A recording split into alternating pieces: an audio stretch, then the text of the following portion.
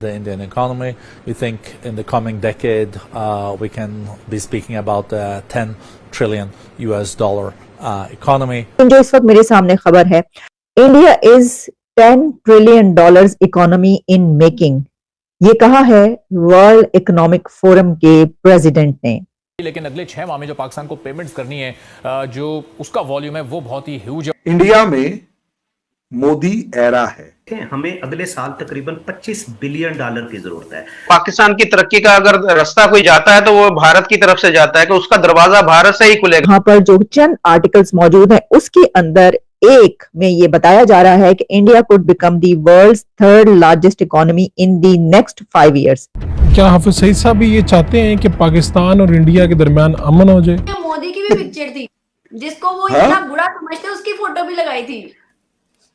अभी उसके नाम की आरती भी गाएंगे, रुक जाओ। लेकिन इससे बढ़ के भी एक इम्पॉर्टेंट डेवलपमेंट है और वो ये है कि बांग्लादेश जो है उसके जो फॉरेन मिनिस्टर हैं वो अपने पहले विजिट पे इंडिया आ रहे हैं। Pakistan must use Indian formula to overcome economic crisis. One reason is to say thank you India.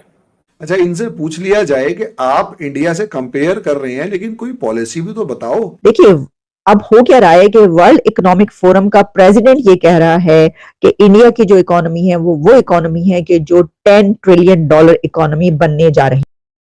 Forum world economic forum जो कि स्टार्ट हो चुका है, इसका 24th एडिशन, जिसमें दुनिया भर के कंट्रीज शामिल हो रहे हैं और इसके कुछ थीम्स भी मौजूद हैं और तमाम कंट्रीज अपना अपना एजेंडा लेकर पहुंचे हैं। लेकिन जो इस वक्त मेरे सामने खबर है, इसमें जो वर्ल्ड इकोनॉमिक WEF के प्रेसिडेंट हैं बोर्गे ब्रंड, उनका एक इंटरव्यू जो कि इंडिया के एक जर्नलिस्ट ने लिया, जिसमें उन्होंने ये कहा है कि India is a 10 trillion economy in making. सिर्फ यही नहीं, बल्कि अगर आप वर्ल्ड इकोनॉमिक फोरम की साइट पर जाते हैं तो वहां पर जो चंद आर्टिकल्स मौजूद हैं उसके अंदर एक में ये बताया जा रहा है कि India could become the world's third largest economy in the next 5 years, कि अगले 5 सालों में इंडिया की जो है वो थर्ड लार्जेस्ट इकोनॉमी दुनिया की बनने जा रहा है या बन सकता है। हेयर्स हाउ, उसमें सारी बातें बताई गई हैं कैसे बन सकता है, क्या क्या कुछ हो रहा है। 2023 कहा जा रहा है कि was a landmark year for India, जैसे कि इसमें जो G20 की प्रेसिडेंसी थी वो रही, जो अचीवमेंट्स हासिल की गई, और इसमें एक defining role in shaping the future of the global economy in 2024 and beyond for India. ये बात इसके अंदर की गई है और भी बहुत ज्यादा डिटेल्स हैं, सब पर हम बात करने बैठेंगे तो हम उसको कंप्लीट नहीं कर पाएंगे। लेकिन देखिए अब हो क्या रहा है कि वर्ल्ड इकोनॉमिक फोरम का प्रेसिडेंट ये कह रहा है कि इंडिया की जो इकोनॉमी है वो इकोनॉमी है कि जो $10 ट्रिलियन इकोनॉमी बनने जा रही है, और वहीं पर ये बताया जा रहा है कि थर्ड लार्जेस्ट इकोनॉमी जो है नेक्स्ट 5 years में इंडिया बन जाएगा।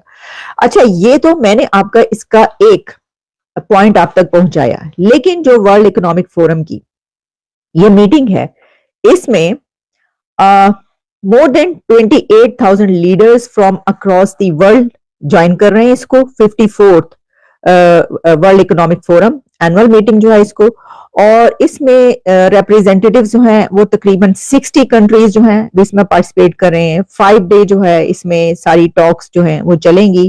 और जब हम ये देखते हैं कि इसमें जब पूरी दुनिया के लोग आ रहे हैं और जाहिर है कि तमाम पूरी दुनिया के कंट्रीज अपने अपना शोकेस करते हैं, बताते हैं कि उनके पास क्या है और क्या नहीं है।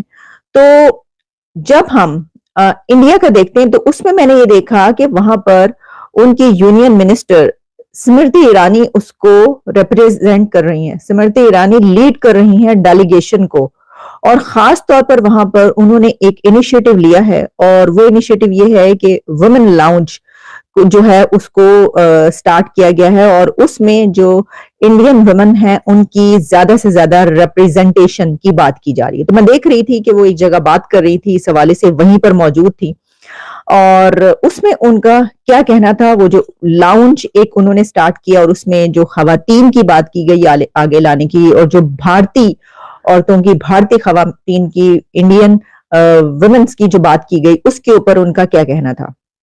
I think Prime Minister Modi's governance agenda had women at the center of it, because there was an understanding that if growth is fueled, it will ensure inclusion. And one of the greatest successes of his inclusive growth agenda has been the female component of our economy. लेकिन इससे बढ़ के भी एक important development है और वो ये है कि बांग्लादेश जो है उसके जो फॉरेन मिनिस्टर हैं वो अपने पहले विजिट पे इंडिया आ रहे हैं for multiple reasons. One reason is to say thank you India. ठीक है जी. बांग्लादेश को जो सपोर्ट दी थी प्राइम मिनिस्टर मोदी ने, ये उसी का शुक्रिया अदा करने आए हैं. ये जो हसन महमूद जो कि कहते हैं कि जी पहला अपना जो बायलैटरल विजिट करेंगे एज ए बांग्लादेश के फॉरेन मिनिस्टर के तौर पे, वो इस पे है. बहुत सारी डिस्कशन है, Teesta river water sharing pact के वाले से भी बातें होनी है, लेकिन पहला विजिट वन, जैसे मैंने कहा, to say thank you to Prime Minister Modi. Second, India also wants a regional player should come forward so that to compensate what Maldives is doing.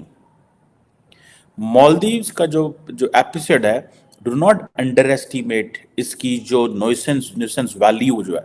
ठीक है जनाब, इसकी nuisance value बहुत ज़्यादा है. अब जिस तरह जो इंडिया का स्टेचर है, जिस तरह इंडिया अपने आप को दुनिया में प्रोजेक्ट कर रहा है और जिस तरह इंडिया को दुनिया देख रही है, the way Maldives is treating being a small tiny country but a sovereign independent nation, ठीक है, it's a very challenging thing for India कि उन्होंने इसको कैसे करना है. So that is why ये जो है इंडिया ने भी उनको इनविटेशन भेजा है. ठीक है जी, पर्टिकुलरली और ये जो इनविटेशन है, ये बेसिकली जो ऑब्जर्वर रिसर्च फाउंडेशन जो है उसने भेजा है कि वो जो एनुअल एक होती है राइजीना डायलॉग होता है 21 से 23 फरवरी में, उस हवाले से. सो एक तो उन्होंने ऑब्जर्वर रिसर्च फाउंडेशन का इनविटेशन दे दिया, दूसरा प्राइम मिनिस्टर मोदी को वो थैंक यू कह देंगे, तीसरा मालदीव्स को कंपनसेट कर देंगे, चौथा जितने भी बायलैटरल इश्यूज हैं उसके ऊपर भी बात होगी, और पांचवा जो इम्पोर्टेंट चीज़ है कि जी कॉन्टीन्यूसली, जिसे कहते हैं ना, फ्रेश पुश